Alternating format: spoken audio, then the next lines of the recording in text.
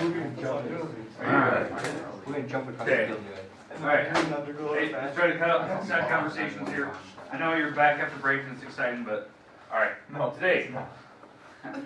Alright, whoa, that's a little small, let me blow this up. Alright, okay, today, I'm gonna use the same picture we had last week, when we were talking about, the different types of angles, alternate interior, alternate exterior corresponding, same set interior, same set exterior. We had all those properties about them. I think we beat it to death. We did it for like 4 days in a row. You should know exactly, which angles are equal, which ones had to be 180, all that good stuff. But the thing we didn't talk about is what happens when they give you a problem, kind of like those algebra-based problems that you were kind of seeing, where they would say that angle 10 here, this is a 2x plus y, and this other angle, maybe angle number 14 down here down the road, let's say this is 5 degrees. And this is the measure of this thing. Okay? We haven't seen one of these yet, which is kind of odd that they're throwing this at you in kind of the middle of the chapter.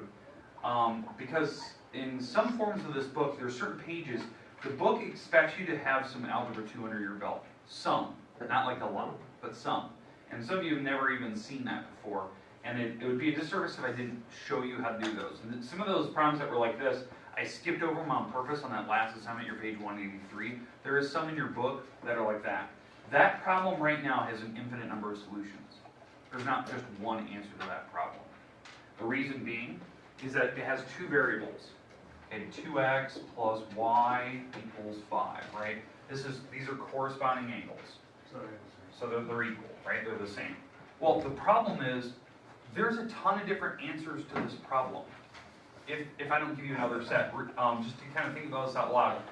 This x, right here, because I need to figure out the variables, like the numbers that I can plug in, that would give me 5. The x could be a 2.5, and the y could be 0. And I know that seems really odd, but if I were to plug these numbers in, it would give me the number 5. Because 2 times 2.5 plus 0 is the number 5. Or it could be, maybe the x is 0.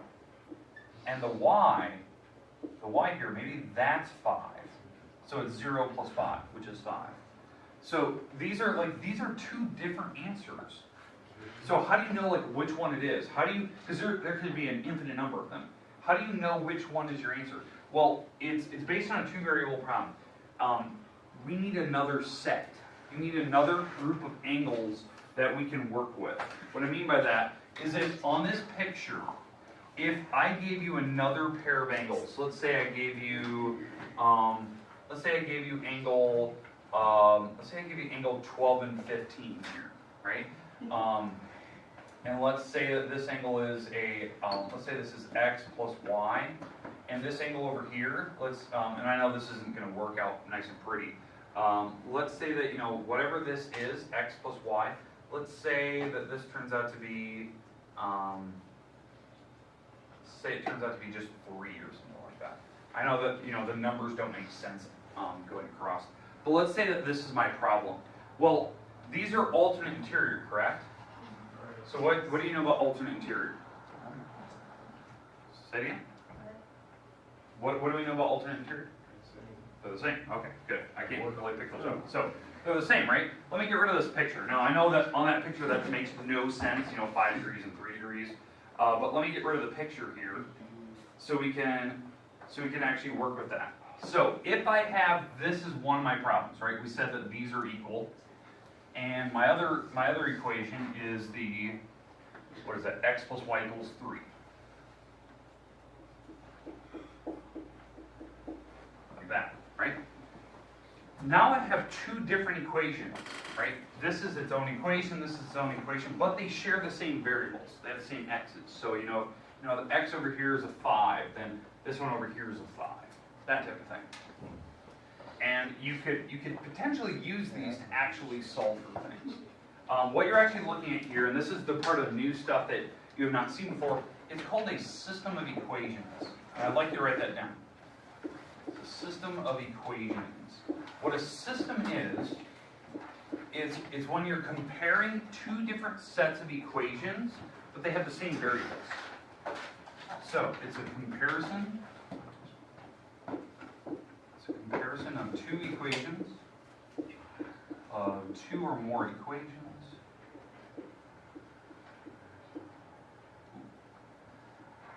It's terrible. Equations that share similar variables.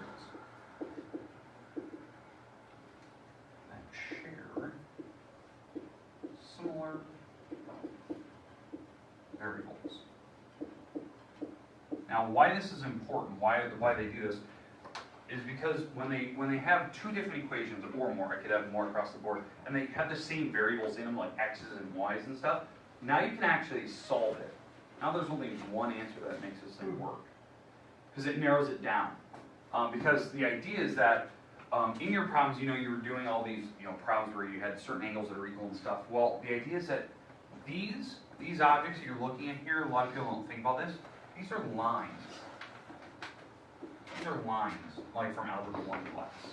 That's what a lot of people don't understand when they're doing a lot of geometry, is that when we get to equations like forms, there are actually other geometric objects as well, other than just the angles in a picture. This formula actually represents a line, and that formula represents a line. How I know that is because they have single power variables, right? X to the first power, Y to the first power, and that makes them lines. And so now if I were to draw these lines in a graph, you would actually see them cross, and the whole idea of like crossing lines is an actual solution to something. So what we're trying to find here is a single solution to this problem. A single solution, one answer that makes this whole thing work. And I know it didn't make a lot of sense when you first looked at that problem because the angles didn't make sense. But the idea is that we can use this for other purposes other than just geometry. And I know a lot of people will just go, "Or when am I going to use this so much?" All right, fair enough. But the goal today is to teach you how to do this and then give you an example later of a practical use of it, which I know is silly, but it does work. Okay, so I'd like to write this problem down if you haven't already. So write the two equations, you can stack them right on top of each other. So I'm going to show you two different ways to attempt this problem. Some people like the first way, some people like the second way, but I always have to give you two options in case you're good at one or the other. And then we're going to attempt to solve this thing, to figure out what number I can plug in for x, what number I can plug in for y, and it makes both problems just work. And it'll give me the correct answer. Now some people can actually guess, some people are really good at guessing these numbers. You have a strong skill set for that. I'm sorry. Some people are really good. They can just oh, I know the answer is blah blah blah, and they know it because they can just see it. And they know certain numbers that they can plug in. They just get lucky sometimes. But I want to show you how to actually solve this using correct ways, correct methods. Okay. Everyone have it written down then? Okay. So what I'd like to do first, this is going to be our first method. I call this linear combination method.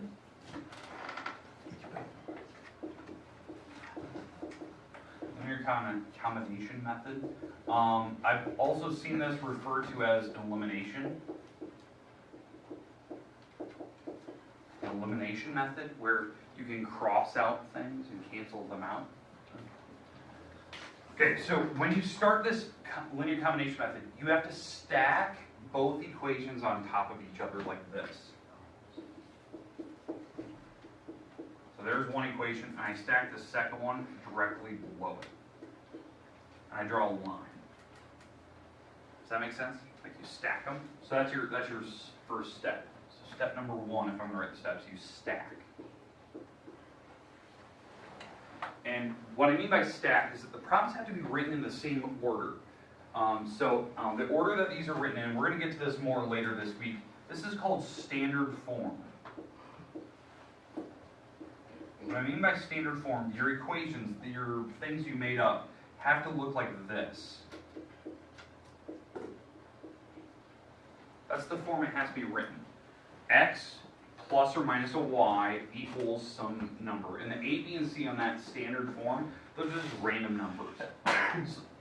So like for instance, on this problem, this is written AX plus BY equals C. What's my A number?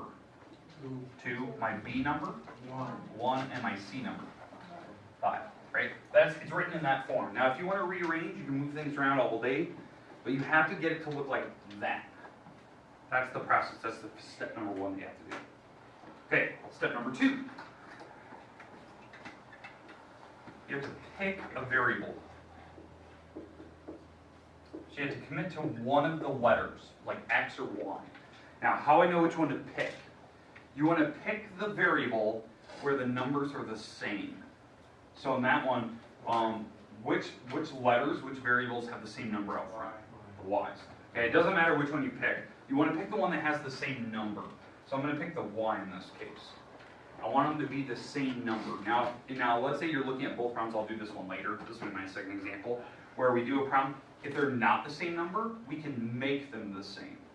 And I'll show you how to do that in a second.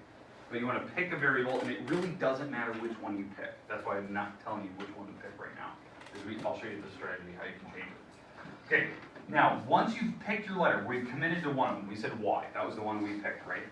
Now we want to make them the same number. So this is my step number 3. We want to make the leading coefficient, that's the number out front, that's the fancy word for it, it's called the leading coefficient. We want to make the leading coefficient the same number, same digit, but there's an exception. So right now they're already the same, right? We picked the Y's, they're already 1 and 1. But the exception is we want to make them the same actual number, but opposites. What does it mean to be an opposite? One's plus and one's negative, right? So I don't care which one we pick. I'm going to make the bottom one negative. Now, and if they're already opposites, you can skip number 3. But I want to make one of them opposite. So what I'm going to do here is I'm going to make the whole row opposite. Now, why are you doing that? You have to keep the equation balanced, right? It was like that example I used in class when we were solving algebra problems, right? If I were to walk into this class and hand half of you pizza and the other half just say, you have homework today, half of you would try to murder me, right? The other half would be happy, the other class would be mad. Because you have to keep it a balanced equation, right? So on this particular case, if I make one of the numbers negative, I have to make them all negative. That's the idea. You have to keep it balanced. You have to keep it happy. So make the leading coefficient the same digit, but opposites. Now, once you have that one, you can see it there. I have the same Y number, and one of them is opposite. Now, you can add straight down.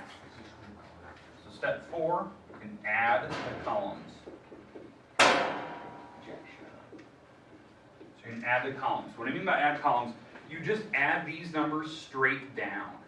And what will happen here, if you do this correctly, you do my little steps, the letter you picked will go away. And I know you're thinking, well, why did we pick it? We picked it so we can make it go away, and then you can solve for the remaining letter. So if we add straight down, what is 2 plus a negative 1? 1. Well, that's 1x, right? Okay? Right here, 1 plus a negative 1. 1x. 0, right? So this goes away. That's actually called the property of opposites. That actually went away. And then you're going to add straight down here. 5 and a negative 3. 2. Does that make sense? And then what you do is to solve, we can get rid of the 1, or if this is like a weird number, you can divide it over. But I can just get rid of 1. 1, this is the number out front every time. It's called multi-identity. So my x turns out to be a 2. That's the number that makes this problem work. Which is weird. Like, that's the one number that I wanted. That's how I made up this problem. And that works in both equations, the number 2.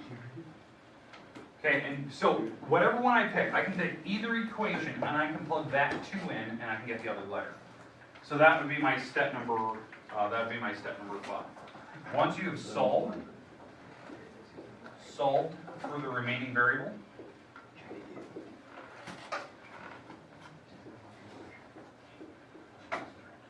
or I should say, you want to solve for the remaining variable. That's a better way. So I only have one letter I have to find left, because I already found my x. I don't care which equation you pick, it'll be the same answer no matter what. I'm going to use that blue one, because that equation over there looks really easy to work with, because there's hardly any numbers in it. I'm going to take that 2 and plug it back in. Which letter am I going to plug that 2 in? X. What are you doing? No, Freddie, you can't just make it. I got confused. Ah, alright. So, I'm going to take that 2 and plug it back in, because again, I'm picking one of the 2 original equations, and I'm just going to plug that number we just found in. So I just took out the x here, because my x was 2, plugged in the 2, and so what does my y have to be for this to work? Has to be a 1. And that's my other number.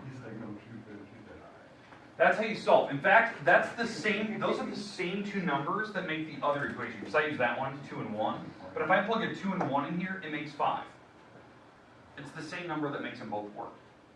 That's what we're finding. This is the one solution for that problem. But again, you have to put it in standard form, stack them if you're going to do it by this method. Pick a variable, get it to go away by using the same number but make them opposites. Add the column straight down, because again, if you do it to one side, you do it to everything. And then you can solve for the remaining letter. It's a 5-step process, but it's easy. Once you see it once, you're like, oh, that's pretty simple, but you have to keep doing it, so you get practice. Now, obviously, I showed you how to do with that, the geometry-based problem, but again, that was a very weak type of problem that I made up. I want to show you we're going to do this whole thing again, but can we do it for an actual story problem? Okay, something that, not like I'm not going to write a huge story problem on the board, but can we do a more practical application-based problem? Something that you might actually use somewhere out in the middle, of your life somewhere, okay? All right, now, this is going to be, again, a weak problem, because I'm just trying to make it up on the spot, but let's say we're doing Cyber Monday shopping tonight, okay? So you're gonna do some shopping online. You're going to buy a couple items. Now, here's the weird thing. You know how many items you're going to buy. You're not really looking at the prices. You just know I need to buy 2 of these, maybe 3 of these, and you know your price at the very end, and you just hit buy. Right? You don't even think about what the prices are of the items, but you know you have to buy them. So let's say you're buying 2 T-shirts. So I'll use T's for T-shirts. So 2 T-shirts, and you're going to buy 3 pair of jeans, and you're going to spend, let's say, $60 a total over Black Friday, right? But then your friend goes online, and you didn't even know it, but they bought the same items as you, but not the same number of them. Let's say one person bought 1 T-shirt and let's say 4 pair of jeans, and they spent $40. And my goal is, now that you know what you bought, is to know what the prices were. Because you know how many you bought. I bought 2 shirts, 3 jeans. Your friend bought 1 T-shirt, 4 jeans, and they spent $40. So I want to know, what was the actual prices of your items? They could be $1, they could be $15. I have no idea what the prices are. They could be decimals, because it's any price we want to make it. Right? That's our goal. That's what we're going to find out here in a second. Okay, so I'd like you to write this problem down if you haven't already. I'll give you 1 minute to write this down. Okay, and we're going to try to find the prices of these items. That's what we're doing this for.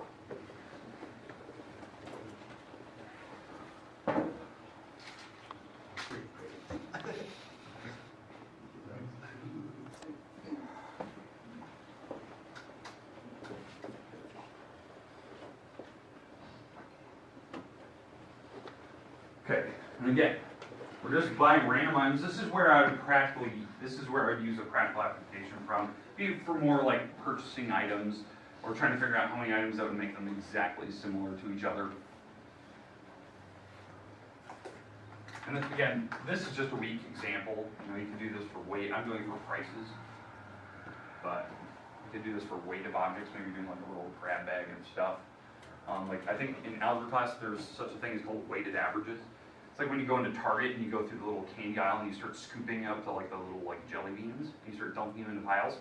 You can figure out how many jelly beans you need to purchase to make that exact amount of money. So I know that's really weird, but we can do this from multiple variables, not just 2. I'm just doing it for 2 to make it easier for you guys. This is your first seeing this problem. Some of you might have been lucky enough to see this in Algebra 1. You're lucky if you have it. But some people see it in Algebra 2 and then they're lost. They have no idea what they're doing yet. Okay, now, first question. Are they stacked on top of each other? Yeah. Are they in the right form? Yeah, because they're in the standard, right? AX of BY equals C. So my X and Y, these would be my X and Y. So that's X, that's Y, that's X, that's Y. They kind of look like X and Y's. Okay? They're in the right form. I don't even care what are my numbers out front. You know, this one has a 1, this one has a 4, that one has a 2 and a 3, and a 16 and a 14. All right, so fine, fair enough. They're stacked on top of each other. We have to pick one of the letters. So we can pick the T's or the J's. T? I agree. Pick T. It's probably the easier number. I heard J, but I think T is probably the easier. These are easier numbers to work with. Okay, so now, we picked my letter. I'm picking T. We want to make the numbers out front of them the exact same digit. So I want to make them both maybe 2s or 4s or 6s. I want to make them a number that they both are the same. So it really doesn't matter. You can pick, it can be any number. I can make them both 100 for all I care. But I want to make them the same number out front. I think that probably the easiest number to both make these is probably just make them 2s. So this one's already a 2, but what do I need to multiply on this guy to make it a 2? A 2. Well, when you do it to one of them, you have to do it to all of them. So I'm going to multiply everything times 2. Because if you do it to one letter, you have to do it to all. It's like that idea of like giving half of you pizza and the other half homework. You'd be right. It's an ASCII, right? It wouldn't work. So you got to keep it balanced. So we're going to multiply everything by 2. So the top equation, I'm not even going to mess with it. I'm just going to leave that top equation alone. Because it already had a 2 sitting there, so I'm good. But the bottom row, I multiplied everything by 2, so that's a 2t, an 8j now, and an 80. Because I multiplied everything by 2. Now, do we agree they're the same digit? Yes. Okay, so that's good. We made them, the leading number, the leading coefficient, the same digit, but we have to make one of them opposite. We haven't done the opposite idea. We made them the same digit, but what does the opposite mean again? Like we turn to a negative. Turn to a negative. We can make any one of them negative. I'll make the top row negative for all I care, because I want to make it sure that we're kind of doing this differently. So I want to make the whole top row negative. Because we make one of them negative and make the whole row negative. Now, if they're already opposites, you don't have to worry about that step. Question? So even the variable you choose even make that one negative? Yeah. Yeah, so whatever letter you pick, one of them has to be negative. Okay? So if I did it to this one, I have to do it to the whole row. All right, so now that we've done that, we picked a variable, we made them the same number, they're opposites now. Now we can add the columns straight down. And I'm going to ignore this top row. I'm just adding these two together. So what do you get when you add these two together? 0. Gone. Negative 3 and 8. That makes 5 J's. And negative 60 and 80. 20. Okay, so far so good, right? So we've added. The T's are gone. One that was a negative 2 and a 2, so I make 0, so they're gone. And now I'm here. Now all I need to do is solve for the letter. So if I solve for this, what does my J have to be? 4. It has to be a 4. So it looks like the jeans for this, the Cyber Monday deal are $4 a piece. That's what that thing is, because my T and J were the prices. So this is a $4 pair of jeans. Not a bad deal. But I need to go figure out what my t-shirts are. So what am I going to do with the J? Plug it back in. And I have to go back up to one of the original problems.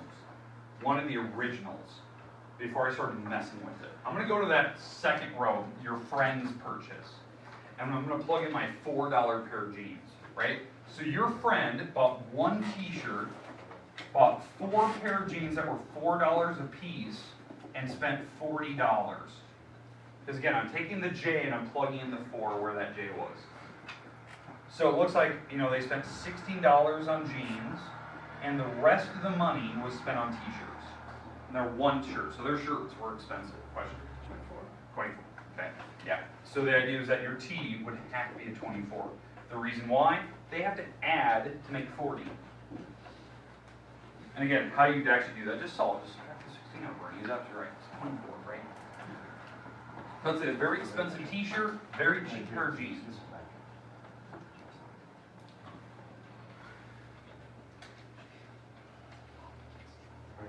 Okay, make sense?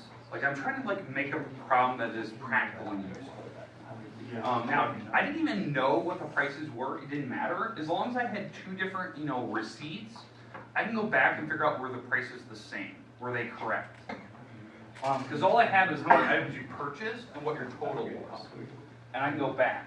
But again, these problems have an infinite number of solutions if I only gave you one of them. Like if you only had one receipt from one person, there's an infinite possibilities.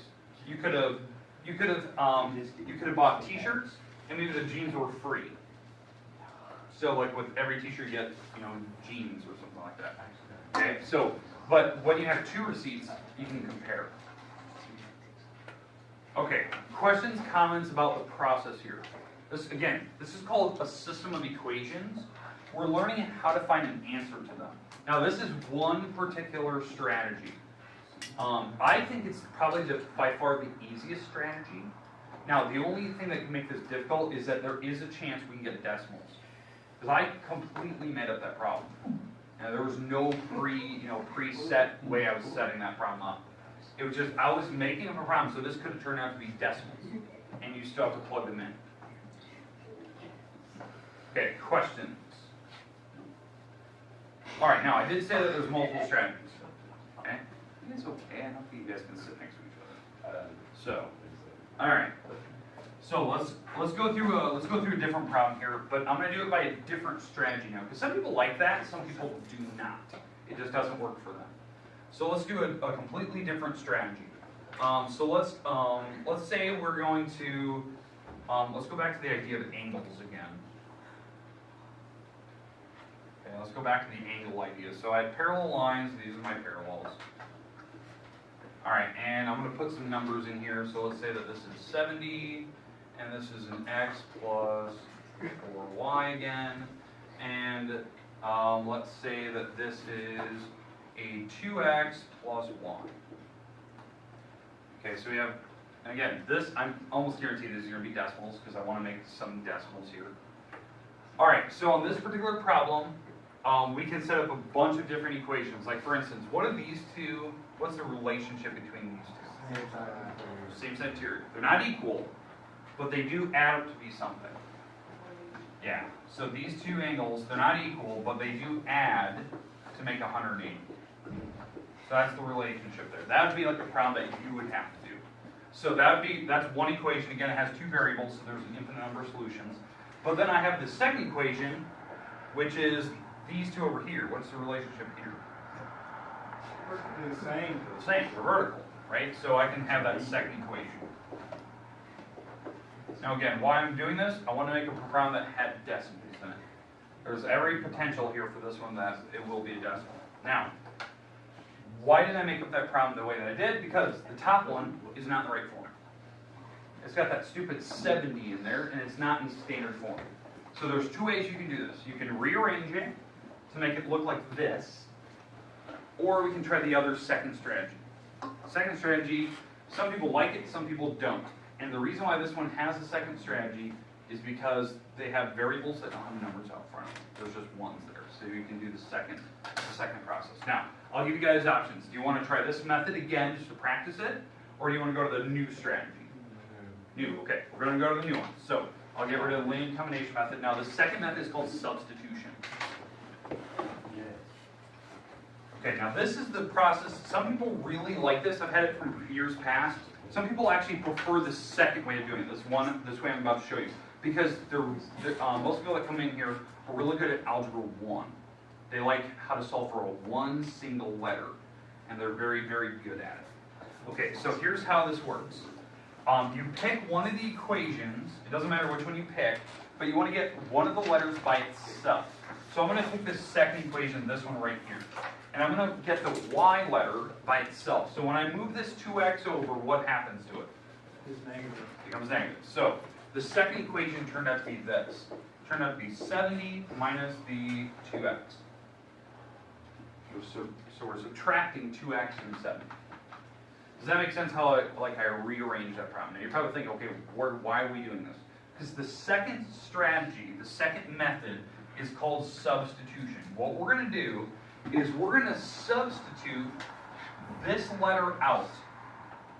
We're going to take out the letter you got by itself, and we're going to take it out of the other equation. So the other equation was this top one. This is the one that we made up earlier, right? It's the other equation I didn't touch yet. So what I'm going to do is I'm going to take this problem, which is the x plus 4y plus 70 equals 180. I'm going to take out the letter y here, this letter y. I'm going to take it out, so it's gone.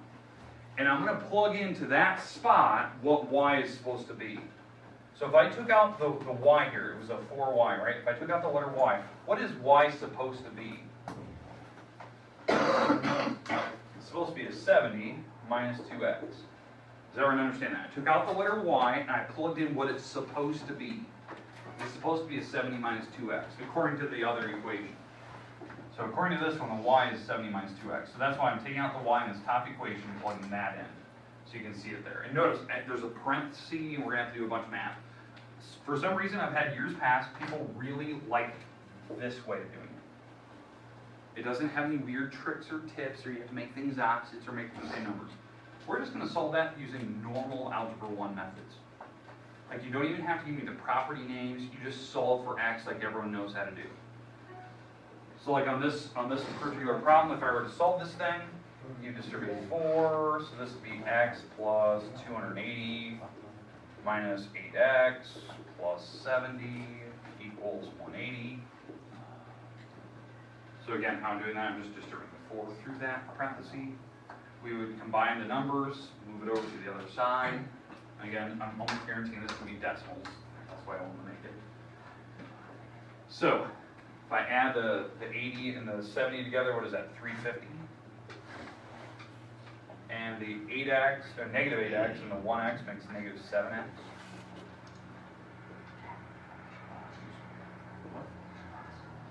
Do I do my math right? Double check me. Okay, add. Alright, now we're going to subtract the 350 across. So we're going to subtract the 350 across. So we have negative 7x, and we're going to take the 180 and we're going to subtract 350 off of it.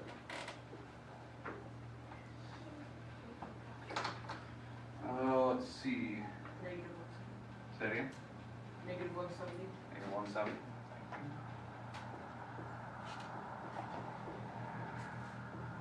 And we're to here now, because again I subtracted 350 across. And what's the last step that I have to do? Divide. And it'll turn out to be positive, but is 170 divided by 7? Probably not. You're going to get a crazy decimal. In fact, you know, when I take 170 divided by 7, you get something like a 2, that's a 3, it's almost like 24 point something. 29. Say it again? 24.29. 0.29? Okay, well, ugly numbers. Ugly numbers. Right? But that's my x that makes this problem work for some reason. Now, what do I have to do with the x once I found it? Plug it in. Plug it back in. And I have to go back to one of the originals and plug it back in. And again, it's a terrible decimal. Because again, I'm not guaranteeing these are always going to be pretty numbers. So you did your math, right? Plugged it in. We figured out my x, and you have to come over here, plug it back in. I'll probably pick the second equation. I think that's probably the easiest looking one. And I'm going to plug that 24.29 back into x. So 24.29. I'm going to plug it back in and then solve for y. So if I actually multiply this by 2, geez, what is that? 8 carry 1, that's a 5.84. And then you'd have to subtract that across. Which that is a terrible number. Somebody want to tell me what something like that is? 0.42. What is that? Is that 22.42? I don't know what is that? Somebody,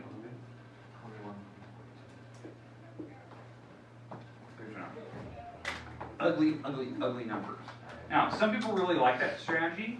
Now, no, don't get me wrong. I'm not trying to dissuade you from doing that using nasty decimals.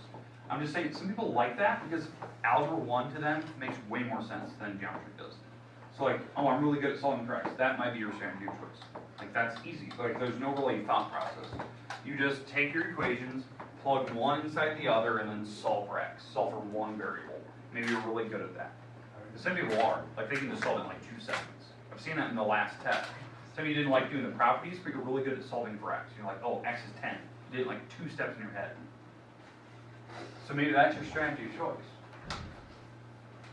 But now again, if this was like a story problem, maybe, you know, maybe you're buying, you know, 2 video games and maybe a candy bar and you're spending $70 on Black Friday, okay? So So how much are each item? Well, this is a little impractical, but you know the games are $24 a piece. The candy bar was $21. Oh my God.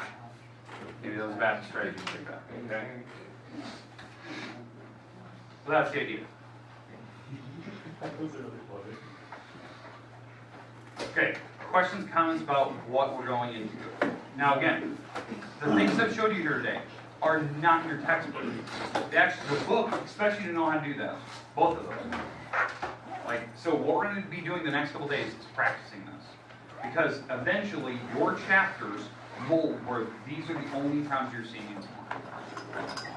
On the test with this, do we have to understand and know both? On the test, I always just say use any method you want. So, it's whatever strategy you prefer, you're going to be good at. We're going to do multiple rounds of these. So, on homework, I'm going to have you do. Okay. All right. Let's see. Okay. Website's up to date, all that good stuff. So, I'll be putting in your page 183 here probably today or tomorrow, so you can see that. I think you're ready to do it.